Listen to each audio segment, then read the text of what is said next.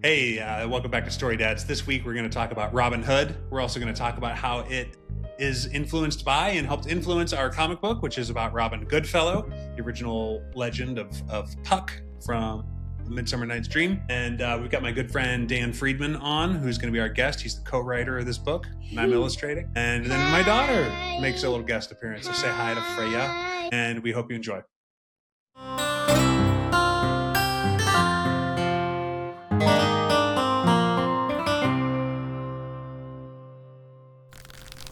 Here we are. We're back with StoryDads, and we've got my good friend Dan Friedman, who I should qualify, good friend, long-standing friend. We've known each other for like a couple decades at this point. Yeah, wow. But it's got to be at least 20 years. No, more than that. But yeah. So I'm the new guy to the party here. Then. Yeah, frankly, yeah. So Eric, who I barely know. So Dan, you're a guest on our show today because. Well, specifically today, because you and I are launching a creative endeavor together. We're working on a comic book, a graphic novel, as the kids like to say, to make it sound a little more legitimate. You gotta make it. But it's comics. It's comics books. Yeah, it's funny. It's funny books. And so, yeah, we started this thing. I have drawings from 2010 when we first started kicking this around. And yeah, and then life happened, right? We both got married. We both got divorced. Yeah, it feels like it's like a little bit of a misnomer to say we've been working on it for 20 years. We worked on it 20 years ago for a little bit, and then we went a long period of time, and then all of a sudden it got back in my brain, and we reconnected. And now, luckily, we're much better at what we do than we did just. Yeah, thank God, because I looked at those drawings. Man, when I reread my draft, my original draft, I was like, oh no, But it's come a long way. So interesting, and I don't know if I've told you this yet, Dan, but I have for years been considering just running with Goodfellow. Dan's probably forgotten about it. He probably was and it's such a good idea. I want to see it come to life. You know what? I'm just gonna do it. You haven't told me that. And that's pretty hilarious. Boom. Yeah. You reached out because at any point had you done that, I would have been like, yeah, let's do it. Good. It was not, we were probably each deferring to the other, being like, I don't know. He's got life going on and I shouldn't bother him. And, he's got kids. And then now I've got kids. And then, and so the reason we're talking so much about the comic is, one, as a shameless plug, but secondly, we're talking about a movie today that was a strong part of my childhood, and I know it's a strong part of yours, Eric, and absolutely. Dan. We gave you actually the option to pick this movie, right? So talk about which movie and why.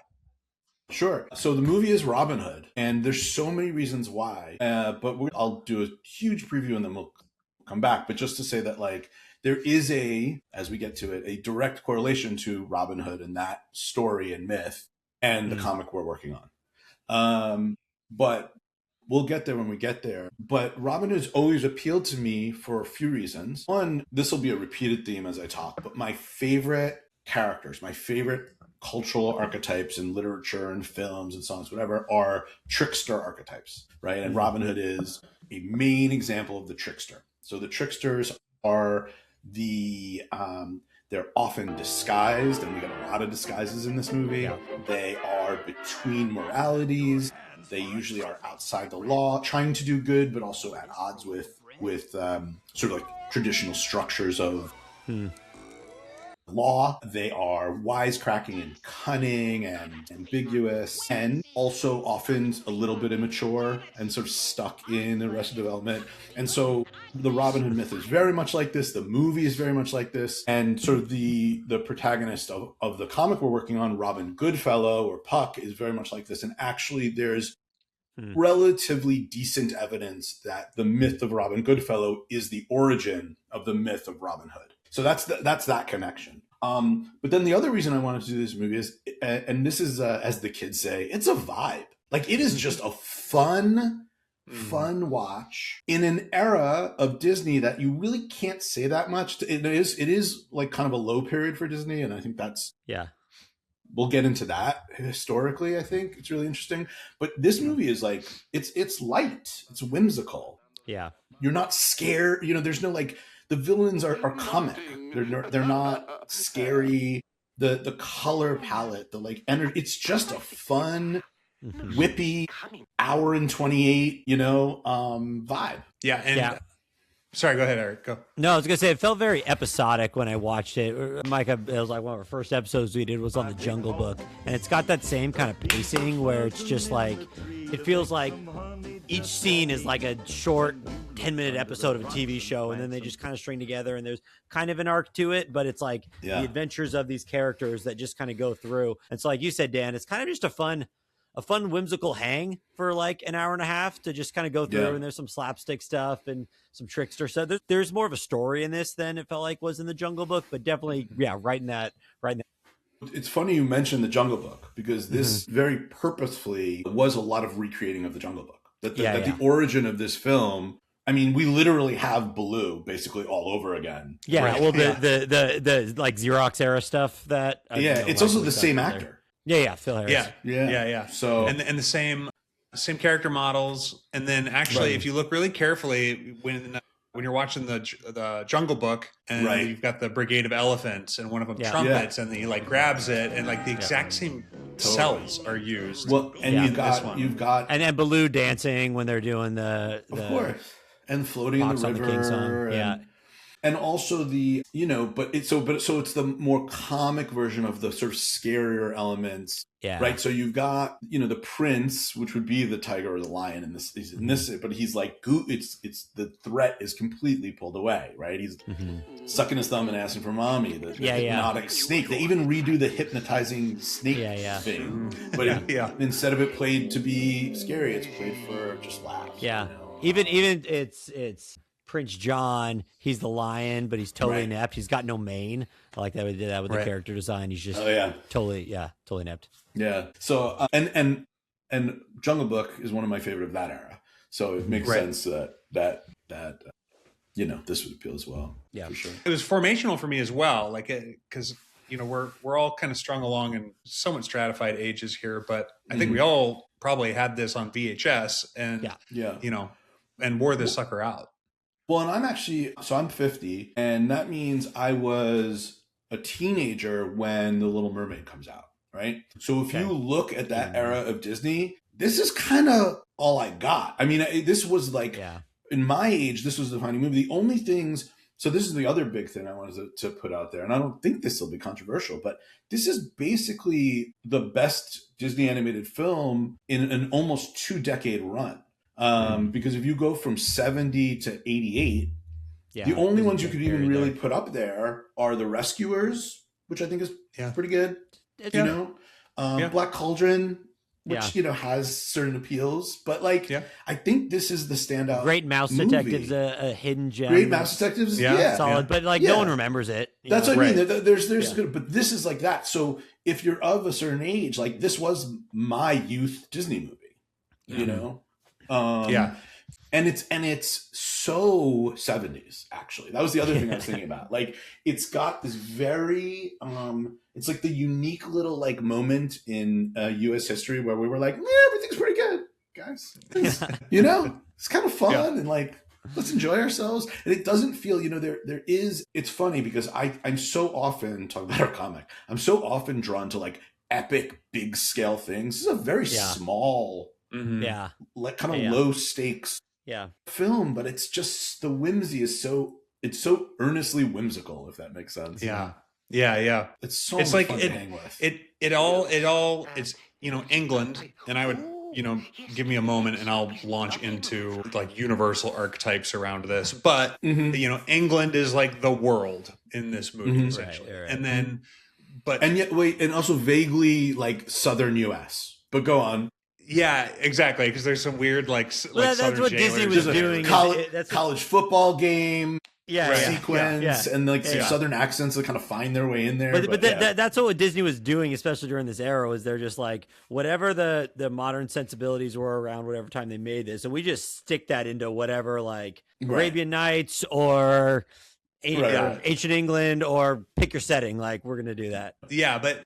So even within England, it's like, it's not even London, it's Nottingham. And it's Yeah, like, yeah. you know, it's not, and so weirdly his castle is in Nottingham, and Nottingham is the jewel, you know, that he's all excited to like pillage. And it's like, yeah, but London is, you know, we know it exists. Right. Maid Marian was there. Like, Yeah, why aren't you But that's there? because the Why only aren't you reference here? of London is the excuse to get the backstory with why Maid Marian and Robin Hood have never kissed. Right. Yeah. Which, by the way, it's just the most wholesome romantic story too Absolutely. for Disney. Like, Absolutely. it's like, I mean, I'd argue a little problematic in that they get married before they kiss, but all right, whatever. But that's a whole subplot about how they've I can never make a case for it. I can make a Yeah, case for it. yeah, you know, and royalty and all that, you know, it's We get her smooching the little rabbit before, you know. oh yeah. But it's also very like unapologetically romantic too. Mhm. And it's not, and I don't mean that in like a drippy way. Like, it's just very like celebratory of like of finding partners and being in love and like having kids. And Well, Yeah. even Very- like all stories, it ends with a wedding, and it just feels Right. so appropriate, even though it's like, all right, we got rid of the bad king, and now it's time for the couple to get hitched. Yeah. Totally. Yeah, it's very Shakespearean in that way. Yeah. Like, Yeah. you know, the comedy concludes with the wedding and the resetting of order, right? So it starts off where we have this inversion of order where the good, just king is Richard, and he's gone. He's absent. Yeah. And this is whenever we're in a position, you know, throughout history where we're going, all right, well, now we're living under this tyranny where the law is now been used as a cudgel instead of as a scale of balance. In this case, it's used for Prince John's best interest, what he wants. It's not serving order and serving the people and serving the kingdom. And even Prince John's character, because the voice actor is the same voice actor as Richard. And so it's just like you just take the good, righteous, you know, let's say like lawful good in the Dungeons and Dragons, you know, lexicon. You take lawful good, it leaves, you corrupt it, and you get Prince John, and he's lawful evil. And so he's still lawful. Right. Well, you even get I mean, this is, again, like me coded, but like you even get a character yell, death to tyrants. It's like right in the middle of the film, which I just love. Like you just don't get that often blatant in Disneyland, you know?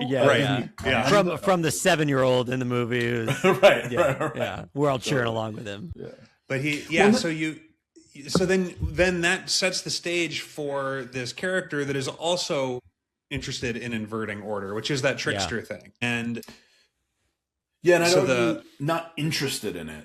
Like it's like that. It's a matter of function following form. Like, but it's not. I'm not planning to reestablish order. Right. We're just existing in such a way that fills that. Yeah. His nature is that of inversion, and so he robs the rich to feed the poor, and not even as economic policy, but as inversion policy. Right. It's like he does what he thinks is right, regardless of.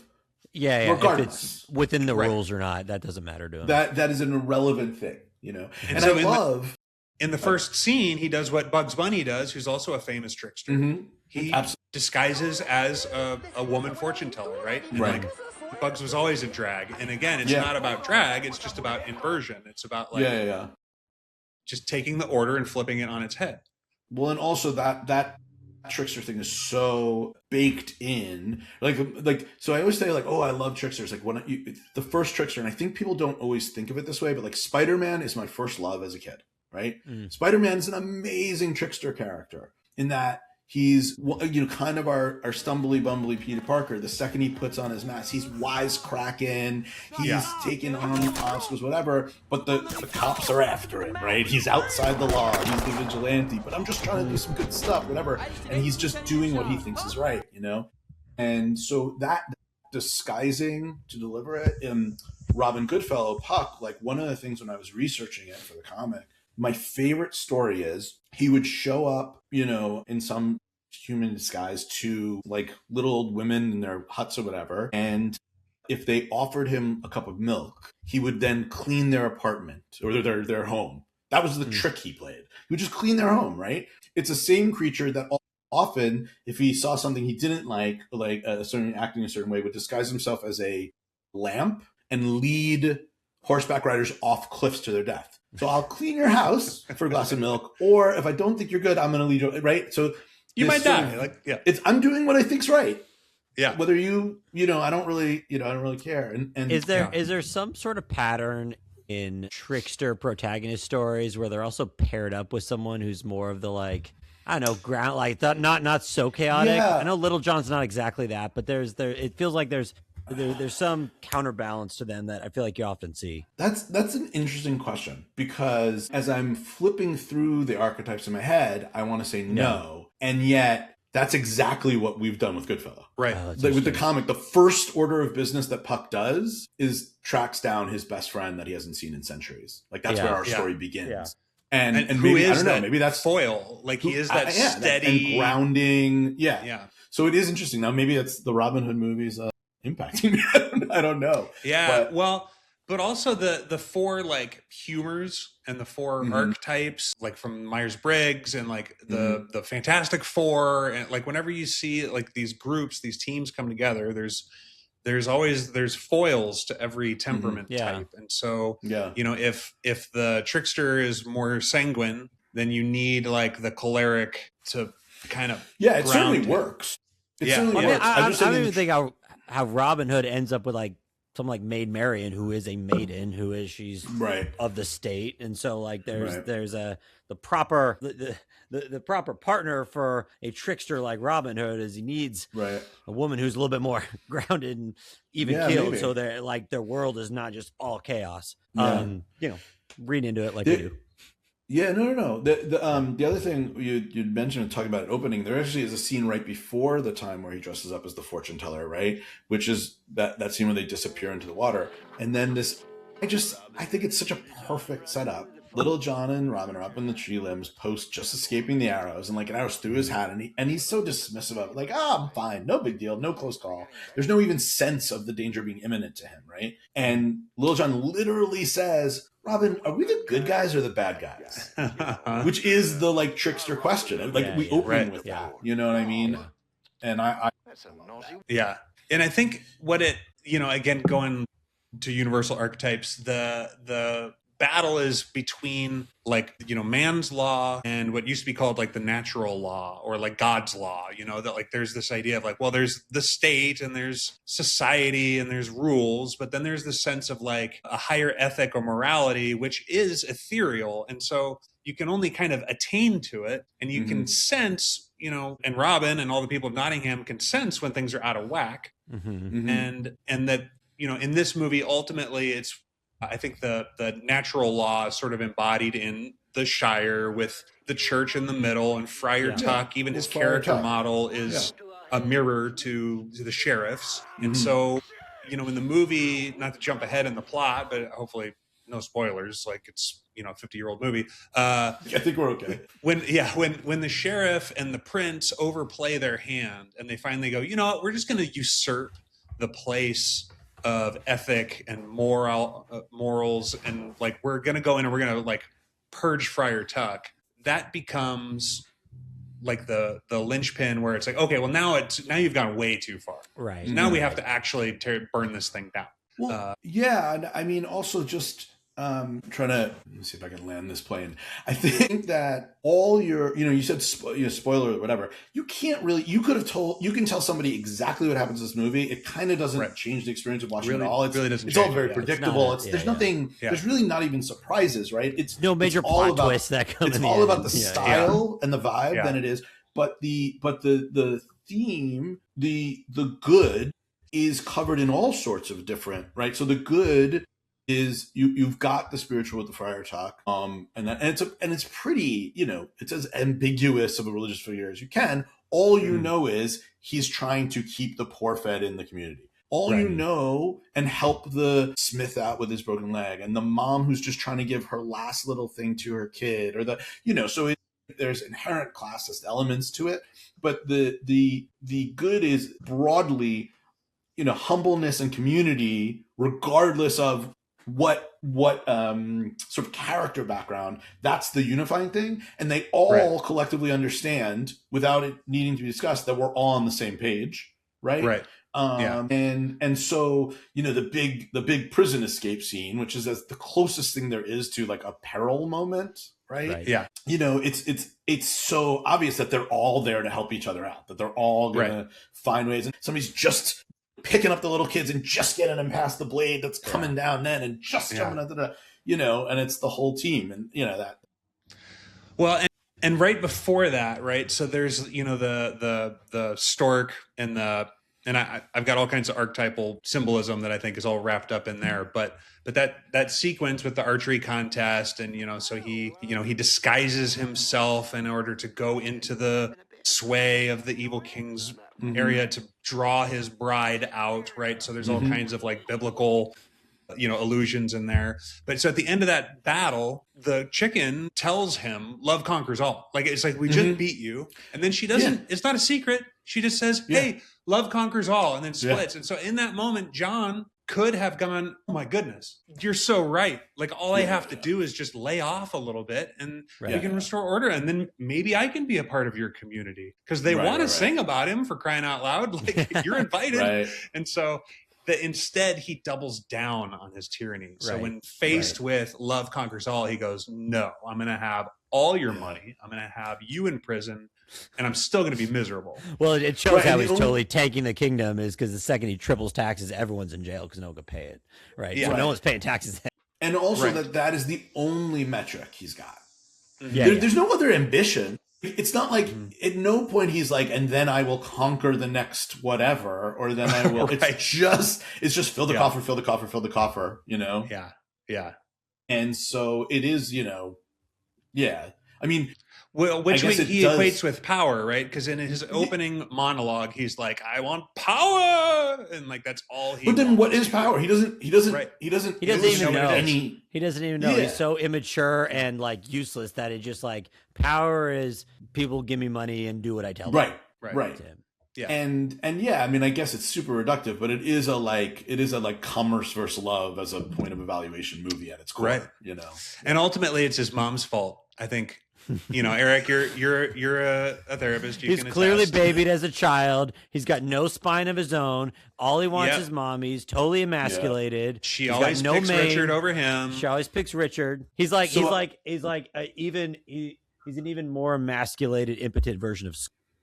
There you go. Yeah. Well, another sort of area I wanted to fall down is the ideas of masculinity, right? And you brought up the sort of emasculation of him. It is, first of all, I'll tread lightly here, but there is of our generation this this Robin Hood is you don't have to tread lightly. Mike has already sort of go viral. I'm just saying the amount of women of my age who often refer to their sexual awakening as the Robin Hood fox. You know what I mean? He's like the number one hear me out of that generation. Right. And there's this sort of like smooth confidence to him, and he's a romantic and does these things, but it isn't, I mean, he's lithe. It isn't this like, and I don't want to overstate the physical power of it all, right? But like, it isn't the hulking heroes of some of our classic Prince Charmings, right? Yeah. It's his romance, it's his swagger, it's his, and smooth. And so in contrast to the tyrant, who, like you said, is so emasculated, it shows this really sort of like healthy, positive masculine contrast, And so it makes sense that is sort of such an appealing, way to present that.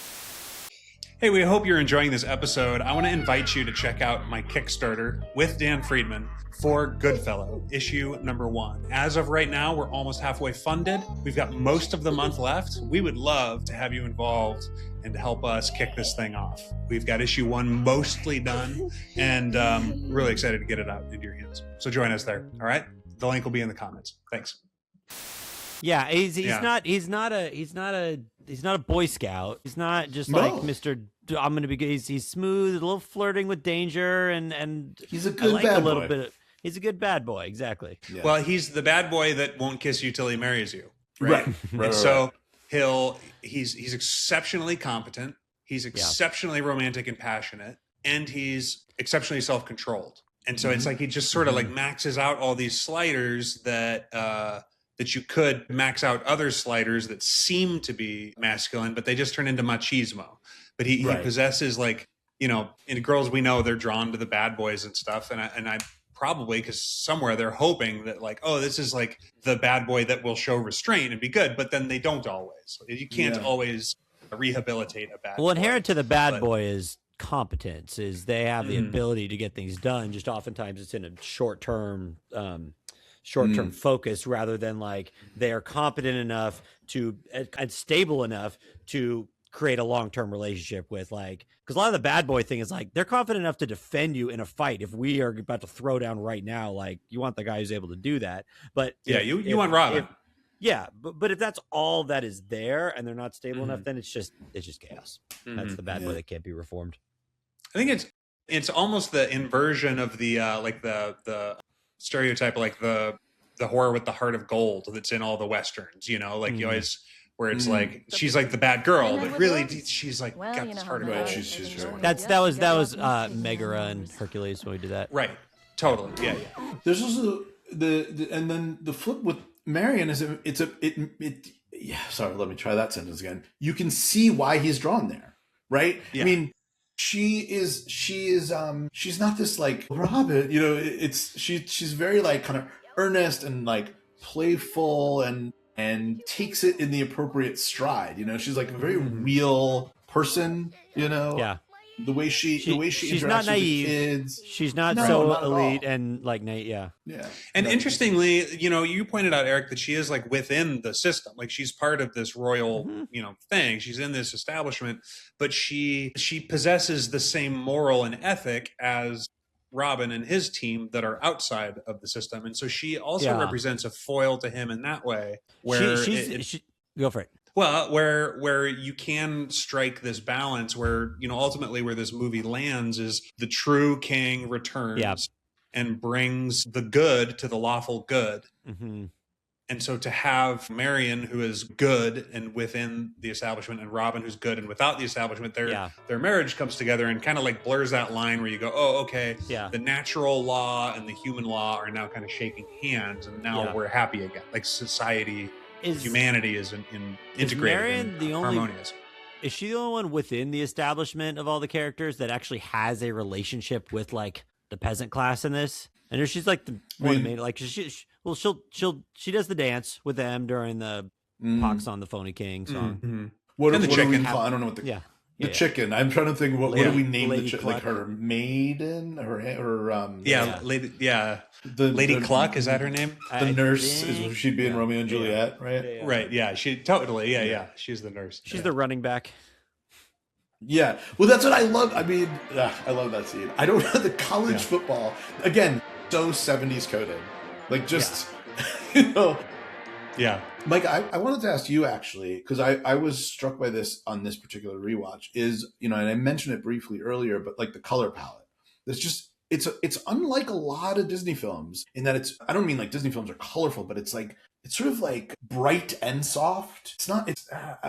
I don't know. Can you talk a little bit about what your experience is like visually with the film? Yeah. I mean, it's hard because I have watched it so much that it's a little bit like asking me the temperature of like the water I'm swimming in kind of thing. Like, but I was noticing on this recent watch that there's a lot of elements that are like where they lean really hard into the illustrative quality of it, where, like the barrel that Hiss is stuck in and that one thing, like the colors fill is off from the outlining in a way that happens like in children's books and newspapers and cartoons. When the printer is slightly off. And so, when you'd read Sunday comics back when there was printed material, and like the little Pantone, the dots would be off from the outline, and that wasn't intentional originally. But in this, it seems like they've kind of intentionally gone, oh yeah, let's like play, like let's put the colors outside the lines in a couple of places. But I do think it's word. Yeah, I do think it's playful. Like, they're leaning that when in doubt they lent on playful, which I'm not sure Disney always does that or does it very often. Well, and the elephants are like they're kind of like purpley blue in this, right? Or they're like kind of like, and their livery is all pastel-y. Like there's a lot of it that just I think you're right, Dan, in that the even at the color palette level they just kind of lowered the stakes of everything. Yeah. Where it's very clear, like this one's just gonna be fun, guys. Like.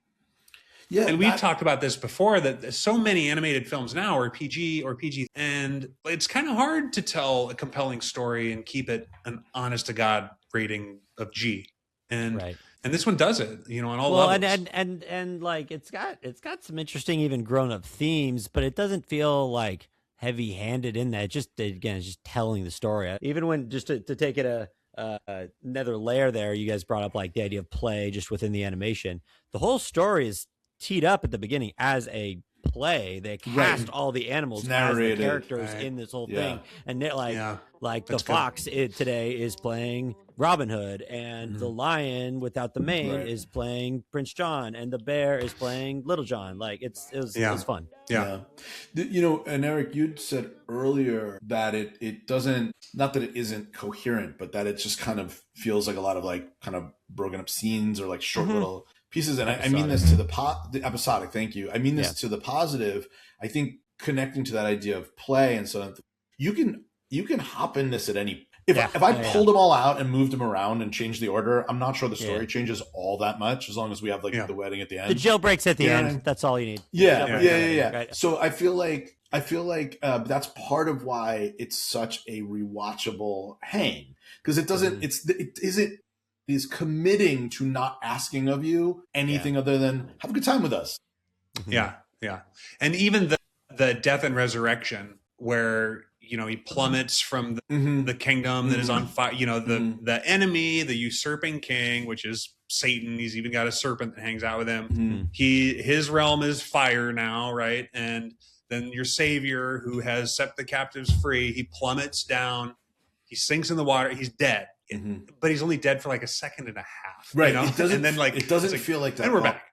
Yeah. They don't even give you the breath to really think it's happening. You're just it waiting. Barely cuts away. Like Little John's the only one who thinks he's actually dead. But for like a second. It isn't like even if they were going to do that bit, I think most of the time you would have, or maybe they would turn and start to walk.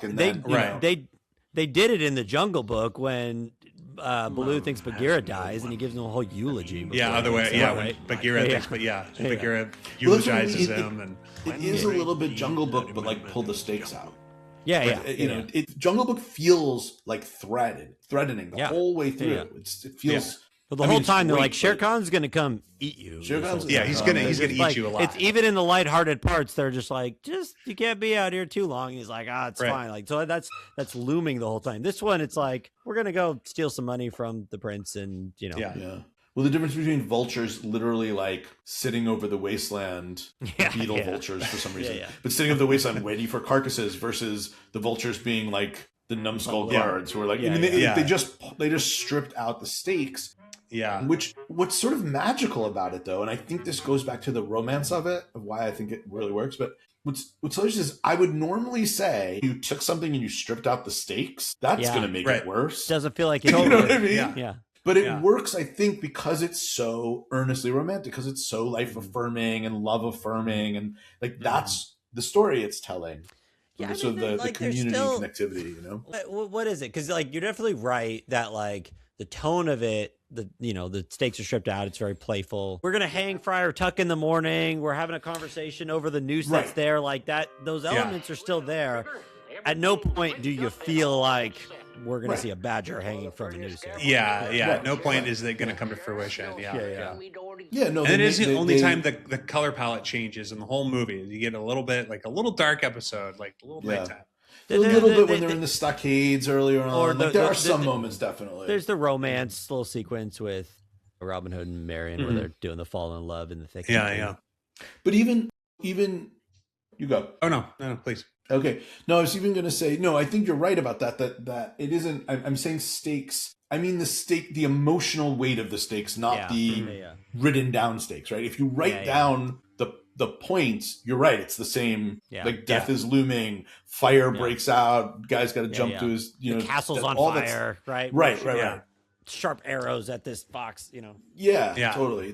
Well, and to contrast it, you look at Kevin Costner's Robin Hood, and the opening scene of that is like, it's this horrific dungeon where a guy gets his hand chopped off in the very first scene. And you're like, okay, now we know the stakes. Like we've just, Right. Different. I also love, I keep coming back to this, again, the sort of romance of it is that the stakes of the winning stakes are not win the kingdom. They're not win the magical power thing. They're not win the ruling position over the jungle. They're win a kiss from the maiden. You know what I mean? They're win, like, and that's what he risks it all to get a kiss.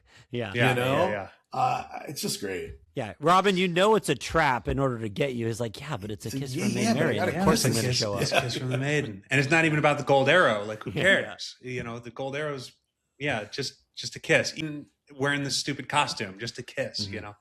Yeah. So I want to be mindful of time. We need to talk about villain comeuppance before we tune out.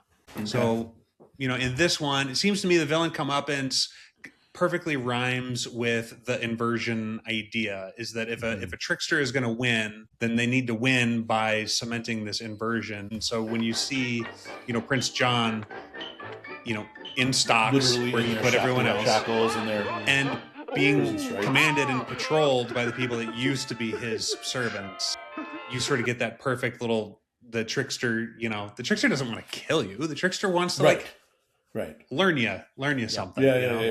Yeah. Well, that order is restored because the rightful king comes and sets things back in order, and now the kingdom is not about taxing everyone to serve Prince John, and it's not for him; it's for the good of the community again. Right, but I don't think, and I'll just separate this out. I think the movie does that, but if we're talking about Robin, I don't think Robin particularly cares one way or the other who's back in charge. That doesn't matter. That who is in charge. I have to disagree, because he's the one who calls out, you know, long live King Richard. Like he's the first one to really like declare, like, no, your rule is BS. Like that's not law. You're not king. Yeah, I think fair. I guess I would just argue with this that I don't think it to him matters about it being the rightful ruler. It's not that. That's not the element that concerns him.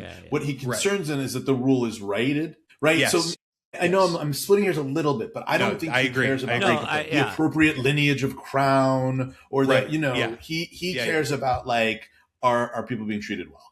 Right. Right. And he knows that King Richard is going to do that. He's going to so that's his end game, not the end game of like his fealty to the crown. Right.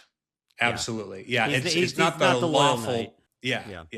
It's not the lawful part of lawful good he's concerned with. He's concerned that good is lawful.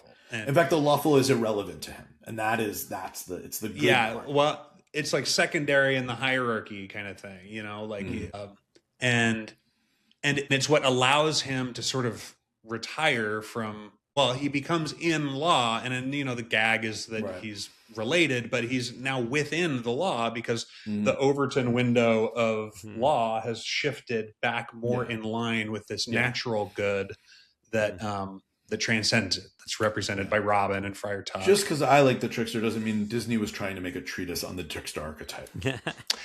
Well, maybe that their wrapping point that all fits too. You know. Yeah. So let's plug our book real quick. Sure. Everyone's made it this far. It's called Goodfellow. It's named after Robin Goodfellow. Robin Goodfellow. And and you know, I would say pun intended, except it is actually his name. But I think the inherent question is, you know, what are the defining characteristics of a good man, of a good fellow? You know, so the question we ponder, and I talked earlier about this trickster archetype being forever young. So we have a character in Robin Goodfellow Puck who's an immortal, right? So the duration of his life is not relevant to growing up or hitting maturity, right? So then if you take you take the built-in metrics of time and say, okay, what does it take for an immortal to grow up? And so our story opens with him returning after abdicating his responsibilities at the throne for hundreds of years, and the kingdom sort of falling apart while he's gone, and his desire to repair the damage that he caused. And that his journey, and he's not all the way baked and ready to do that, but he wants to make his fair go of it. So the journey of Puck and the journey of the comic itself mirror his personal growth as a way of fixing, you know, the wrongs that fell out in his disappearance. Yeah, and it's super, super fun. The world is fun. I love that it like ties together things that went wrong 600 years ago with things that are going wrong now. Like it's very universal in that way. And you know, Puck, I think, 46, I feel a lot like, oh shoot, like a lot of the stuff that was all fun and games when I was a kid, like it had some repercussions in my life. Well, and it's funny, when I read that script from 20 years ago, as I'm talking about this story of maturity, and now as a 50-year-old man reading that script, I was like, oh, right. Like, there's a different perspective I can have of putting this together. But, you know, and I also, the one thing I struggle whenever I pitch the book is the story I tell you makes it sound way heavier of a read than it is, but it's fun and it moves. You know, if you didn't take it away from this conversation, I enjoy humor. And so it's very humor forward and very relationship forward, but also we've got a bar brawl. We've got basically 2 bar fights, a romance scene, a plot twist, and a cliffhanger all squeezed into the first issue. So I don't want to make it seem like it isn't action-packed. It's action-packed for sure. Yeah. And That's awesome. and yeah, some fun twists. Come out. Well, we got a Kickstarter running right now. As of the recording of this, it's been like a little over 48 hours, and we're about 48% funded. Just about halfway through our funding Kickstarter. So really encouraged by the start. And if all goes according to plan, we should have books in people's hands by the summer, by June, July, maybe faster. But, you know, we want to make sure we do it right and get it printed right and get it shipped right and all that kind of stuff. Yeah. But yeah, with delivery and into people's hands there. Yeah. And we've got we're rolling out pages and good team. Yeah, real great team. And yeah, it's not like if we do this, we'll start it. We're like deep into the book. I'm writing issue 2. Micah's penning, drawing pages deep into issue 1. So it's well and having so much fun. Like, you know, I've worked on a lot of properties, a lot of really cool IPs and stuff, but for it to be ours and for, you know, most of my work when I'm storyboarding, it just goes in the trash. Nobody ever sees it. It's like production sees it and then maybe it winds up in an art book. But this time, you know, I get to really share it. People get to see it. And I feel like I'm doing like some of the best work I've ever done. Like, I don't know. Hopefully it doesn't sound egotistical, but like I don't know that I've ever had so much fun working on a project as this one. Yeah, no. And I have to say, as you know, from a writing perspective, like this is my first time having it turned into something visual. So the process of crafting something and then watching it come to life it's a really thrilling experience and also like a growth experience, right? Like you have to turn over the keys in certain ways and sort of that like developmental of like, you know, in the healthiest of ways, but like Mike and I have decide like, where are we advocating for a certain thing to go a certain way versus whatever, and like what's and with the goal being finding the best way to share the story, and that winning out, you know, is just it's a really fun process. That's super cool. I have to go grab my daughter from the curb off the bus. Speaking of it being a dad's podcast, so I'll be right back. You guys can keep going. I'll be right back. No worries. Okay. Yeah, I don't know if we can throw the link or something in the. Yeah, no. We'll get all that up in the show notes. I mean, I'm like as the non-art guy here, I just and a consumer of this stuff. I'm excited. I know we got a couple like comic book people I've talked to who like listen to the show. So I hope there's I think people will check it out. It sounds exciting. Thank you. And also just as a fan of like Micah's work and seeing the drawings he's done, like for me, he just left, but like hearing him like excited about that, I did like a painting. He did a painting for my office, and like I love his stuff. So if he's saying that, like that means something. He's so talented. Like it sounds like a line, but like I am like so earnestly like it's so thrilling to be working with the caliber artists we're working with, and having something like that put it together. And I'm biased, obviously, right? But I think we got something special brewing. That's cool. I've the whole Gladwell 10,000 hours thing. Well, like my 10,000 hours would put in reading comics. Like I know it. You know what I mean? Like I know I know what's out there, and I'm like, Mike, we're working on it. Mike and I occasionally go. You're not in the Dunning Kruger. We're fans. We like the stuff, and we're the Peak Amount stupid here, where we think it's good. Like you've gone through the ups and downs and putting the time, and I think it's also different when it's like you're not trying your hand at something for the first time. I mean, you guys are both accomplished at what you do, and so like it coming together when you're genuinely excited. Like I think we got something here that's cool. And we'll there's just a pinch ourselves element too as we're talking, where it's like we'll be like, I think this is really good, right? Like this is like right. I don't want to voice it too loud, but like right, that's what like that's kind of dope, right? Yeah. That's awesome. I don't know if you're a sports guy, but like whenever I'm watching like my team, I'm a big sports guy. Yeah. It's like a young player starting to have a breakout game is like, is this guy gonna be a star? Is this working? Is this gonna go great? Oh yeah, Like, that's, I know that what I feeling hear well. there. We got I know that Freya. feeling well. Hey, special guest appearance. Here we come. Girl dad with my purple backpack. Nice. And We Freya's just talked making a guest terribly about appearance. you while you were gone. We were talking trash. That sounds while you were good. away. Hi. That's good. I've got headphones on. She would never believe it anyway. Yeah, these are my friends. What do you think? Yep, right there. Yeah, and right there. That is true. And right there. And right there, yeah. Sorry, like shamelessly milking my daughter. You No, totally- no. We By need to all we need means, to yeah. shamelessly like get cute kids in our podcast more, so parents will. Yeah, for sure. Yeah. I've got 2 teenagers who can stumble in and be like, "What, Dad? Yeah, what? Yeah. What do you want?" We can see the character arc, the whole story arc. Well, awesome guys. Well, I don't know. Any closing thoughts on Robin Hood? I mean, well, it's a vibe, just a as the solid, kids yeah. say. It's vibe. It's a yeah. vibe. Yeah, I did fun. like how movies in this era, like, you know, everyone wants to make it say some political statement there, and it like, you know, there's some class stuff and There's some some. like robbing from the rich to Steve to the robbing from the poor. rich to serve the poor, which would feel very progressive. Also, their thing is like we don't want to pay taxes, which is not I know. very progressive. Right So, up like, there, yeah. yeah, so you know, it's not gonna fit in either camp. Just enjoy the thing. Yeah. Don't worry about it. Yeah. Just put it on, have fun, and Yeah. like you said, you can put it on at any point in the movie and just That's the thing. finish it. That's the Yeah. thing. Yeah. And it works for every age. It's great. Oh, we are supposed to get one piece of dad Mm-hmm. advice before we Yes. tune out. Yeah. As a dad in a later stage of raising kids, Yeah. help us out. Well, I'm trying to think of what I should have prepped. No, we ambushed you. Okay, I will give. I'm trying to think if I should be teenager centric or general. Allow your kids. How do I say this? When your kids are little, you get that joy of them surprising you constantly. As they get a little bit older, you can kind of lose that thread because they're sort of more fully developed and there's less immediate like day-to-day discovery. So remind yourself to step back once in a while and see them with a little bit of distance. And then you get to have all that new surprise again. You just are seeing it in a less like, oh, I discovered a bug. It's not like that anymore, right? It's like, oh, but you know, the way my kids will bring up things sometimes at the dinner table where they're linking together thoughts about the way they're interacting with society or the way they're considering something that can still like surprise you and fill you. But like, you do have to remind yourself as they get older that that's still very much part of the journey and you can still get that reward. And that reward feels just as good as it did when you were, when your kids were little. It just maybe isn't as frequent. And so you got to like stay vigilant to it. Yeah. I love that. Awesome. Great. That's sweet. You didn't know you were going to conclude with just a ton of wisdom on that. Thank you. All right. All right. Well, thanks for joining us, everyone. We'll see you next time. This is Story Dads. All right. Thanks so much. This was Story Dads. Thank you for watching Story Dads. Please remember to subscribe, like, comment, share it, talk about it.